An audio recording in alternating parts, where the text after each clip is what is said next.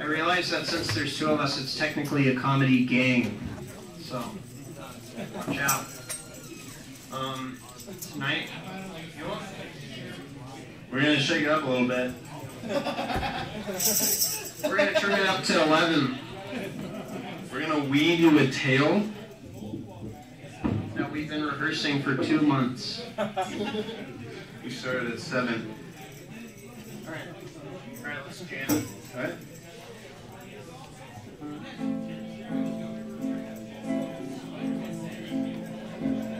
There once lived in an old castle a valiant knight. His name was Tanner. Sir Tanner. Sir Tanner. Oh, fuck. Wow. One day, Tanner was called in front of the king. What was the king's name? This is the audience participation part. Gerard. King Gerard. Yeah, that's okay. King Gerard calls Tanner up. And he gives Tanner a quest. He says, Tanner, you have to go and slay the dragon that's been burning our cornfield. Fine, Dad, said Tanner. And he left on his journey. As he was leaving the castle, he was met with a fair maiden. Fair maiden Amanda Bynes. From 2004. And Amanda Bynes told Tanner, I'm really worried about you on this quest. I mean, dragons are big and they're scary, and I hope you come back. And Tanner said, fine. Be careful. And Amanda told Tanner, well, when you do come back, you can have sex with me. So that gave Tanner some good motivation for this quest he's about to go on. So he left the castle on the drawbridge across the moat and into the very dark and scary forest.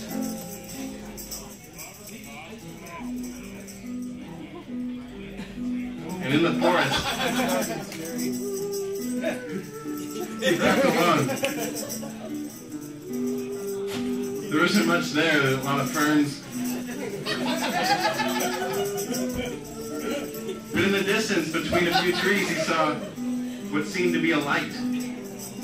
He followed the light until he came to a clearing, and in the clearing was a fire! And behind the fire, there was a witch's cottage. He went into the cottage. Because what else would you do if you're on a quest? You gotta go in the cottage. And there were 2 witches inside. No, it's just one witch. There was one witch inside. And she said, Sir Tanner, welcome. And he's like, whoa, man! How do you know my name? It's on your name tag, Tanner. And everyone knows that once a witch knows your name, she has, she can do stuff. She can do stuff to you. So he's like, fuck, damn it. So he's like, okay, what do you want? She's like, have sex with me, consensually. No, screamed Tanner. I'm saving myself for Amanda Bynes. And the witch was angry. She said, if you will not have sex with me, then a curse I place upon your pee-pee. Can anyone tell me what the curse was? AIDS! No, she turned him gay. And he left the cottage, never to return. Back in the woods, he travels along. He found some seeds, and they kept him nourished. Yum, yum. After traveling for 8 days, he was very tired and weary. But a crow landed on a perch, a stick. An old willow tree. On an old willow tree. And everyone knows crows are sacred in this land. There's only like 8 of them. So whenever you see one, it's nice.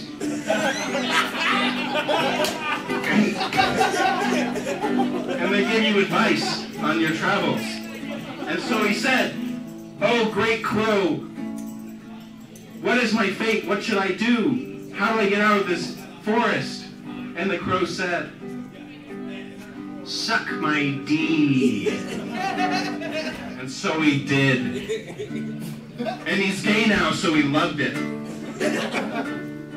So with a belly full of good spirits, that was Garrison joking, sorry. And a tingle in his step, he found his way out of the forest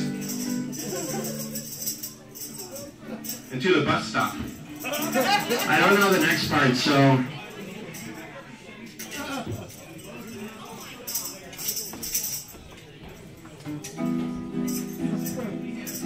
Tanner went to the bus stop, because that was the only way to get to the dragon. But he had to wait like 20 minutes, so he went to Pita Pit. What else are you going to do? He orders a pita. Tambourine sucks. I know. And he orders a pita, and he gets it, and he says thank you, and he unwraps the pita, and he's about to take a bite, but it's not a pita, it's a bomb. So he runs to the bus. He's late, but it's still there. He knocks on the door, and it creaks open.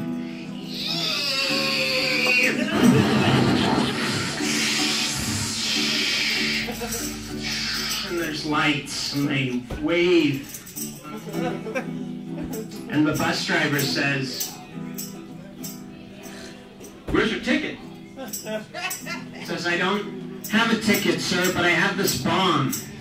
Everyone on the bus starts screaming. Tanner sees his opportunity and he takes a seat. The engine starts and the bus pulls away. And next to Tanner, he notices an old wise man. And the man, he says, "Hey, bro, got some advice for you. Are you looking for an inexpensive way to hang your cookbook? Use a pants hanger. Use an old ketchup bottle for a mess-free pancake experience.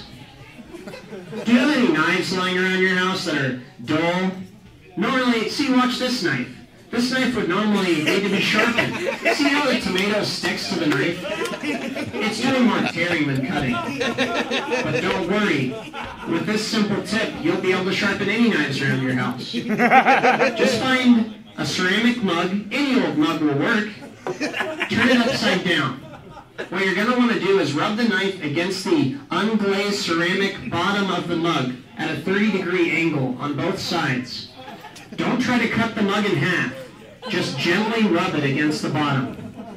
Now take it away, wipe the blade clean, and look at that. Amazing.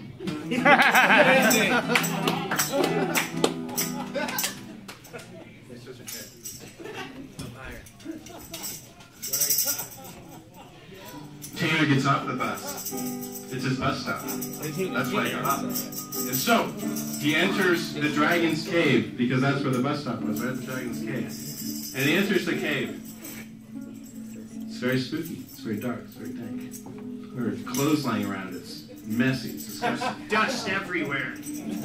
On the linens. He goes through a bead curtain, and he sees the dragon. Ah! Roar! And Tanner grabs his sword and jumps in the air and thrusts it into the dragon's neck. But it doesn't go in. Oh! Hit me in the throat with a toothpick. A dragon-sized toothpick, of course, said the dragon. So Tanner looks around for something that might aid in his quest, and lo and behold, he sees any old coffee mug that you might find around your house. So he grabs the coffee mug, and he puts his sword at a 30-degree angle, and he sharpens his sword on this coffee mug, and he jumps in the air, and he stabs the dragon in the throat, and it works! It goes right in! What happened to King Gerard? Tanner's so happy. He's just, this is his moment. And he goes home. But there's one last part of the story. What happened to King Gerard? Remember, Go fuck himself. Tanner's gay now, so how is he going to have sex with Amanda Bynes? Garrison? He comes to Amanda and says, Amanda, I'm sorry, but I don't find you attractive anymore. And she says, don't worry, Tanner, it's okay. I'm just covered in millions of dicks. And she throws off her gown and spins, millions of dicks flapping in the wind, gently brushing against Tanner's face, bouncing off his eyelids. Very subtle. And they lived happily forever after.